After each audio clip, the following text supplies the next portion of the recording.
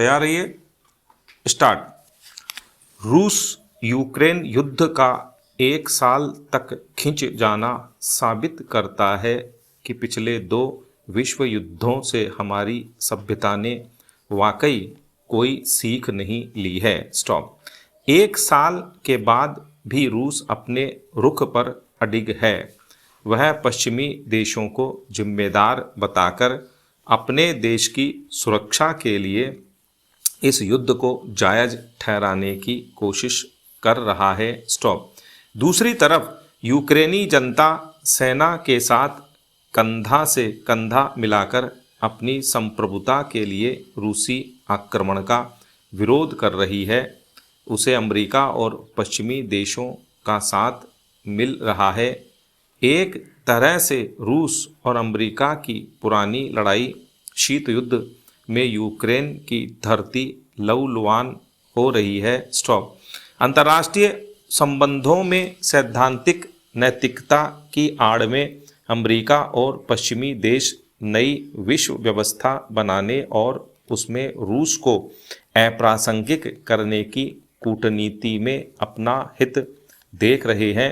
इस नई व्यवस्था में चीन के बढ़ते प्रभाव की हनक भी दिख रही है, जो खुलकर रूस के साथ खड़ा हो गया है। तीसरी तरफ भारत है, जो चीन के प्रति सतर्क है और रूस से दोस्ती अक्षुण्ण रखते हुए अमेरिका से रिश्ते प्रगाढ़ करने की नीति अपनाकर नई व्यवस्था में अपने लिए महत्वपूर्ण जगह बनाने का प्रयास कर रहा है। स्टॉप।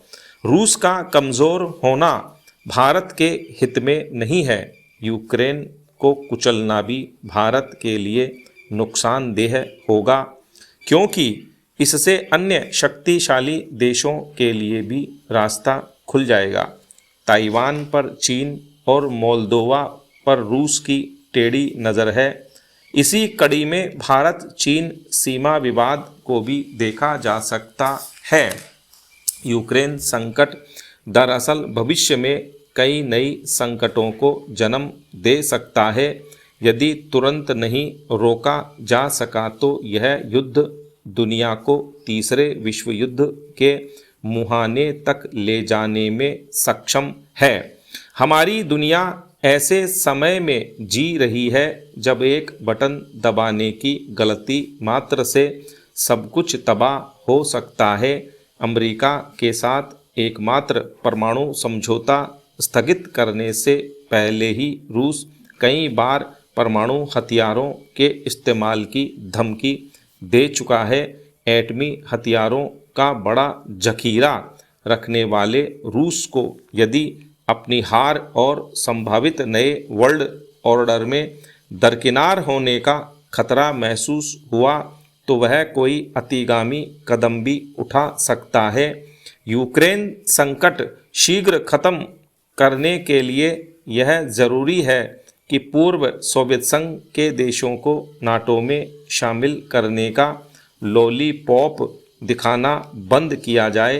रूस की प्रमुख चिंता भी नाटो सेनाओं को अपनी सीमा तक आने से रोकना ही है। शांति के लिए रूस को आश्वस्त करना समय की सबसे बड़ी ज़रूरत है। स्टॉपेरा। जल ही जीवन है। अगर पानी नहीं है तो सब कुछ बेकार है। प्रदेश में भूजल स्तर बढ़ाने को लेकर जो गंभीरता बरतनी चाहिए वह नहीं दिख रही है। तापमान बढ़ने के साथ ही भूमिगत जल स्तर में ज़्यादा गिरावट नज़र आने लगी है। आंकड़ों और विभिन्न रिपोर्टों की माने तो प्रदेश में भूमिगत जल की स्थिति ठीक नहीं है। राज्य में महज 5 जिला मुख्यालयों के शहर ही सुरक्षित हैं। 5 शहर गंभीर तो 23 शहरों में अति दोहन की स्थिति है। प्रदेश के 219 ब्लॉकों में पानी का अति दोहन हो रहा है। उदयपुर, टोंक, बूंदी, चूरू गंभीर स्थिति और पाली डार्क जोन में है। दरअसल भूजल विभाग की रिपोर्ट के हिसाब से जल स्तर को लेकर हालात ठीक नहीं है। जिस स्तर पर पानी संरक्षित करने के लिए काम करना चाहिए वह नहीं हो रहा है। योजनाएं कागजों में सिमटकर रह गई हैं। शहरी के साथ ही ग्रामीण इलाकों में ट्यूबवेल और अन्य माध्यमों में अतिदोहन किया जा रहा है। नगरीय निकायों में मानकों के विपरीत भवन अनुज्ञा दी जा रही है। जल संरक्षण की व्यवस्था को कागजों तक ही सीमित रखा जा रहा है, जबकि निर्धारित सीमा से बड़ी जगह बनाए जा रहे नए भवनों में वाटर हार्वेस्टिंग सिस्टम जरूर लगाना चाहिए ताकि पानी को संचित किया जा सके। भूजल स्तर गिरने के कई कारक हैं। वर्षा के जल को सही ढंग से संचित न करने के कारण लाखों करोड़ों लीटर पानी हर साल व्यर्थ हो जाता है। स्टॉप।